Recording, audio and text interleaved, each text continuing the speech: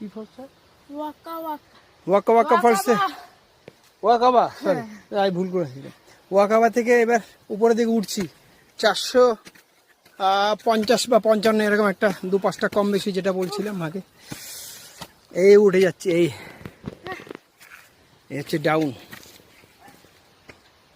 এই সিঁড়ি বেয়ে বেয়ে বেয়ে যেতে হবে। পাশে রেলিং আছে প্রায় জায়গাটায়, মাঝে মাঝে কিছু জায়গাতে রেলিং পাওয়া যায় না। তবে এই হলো সিঁড়ি,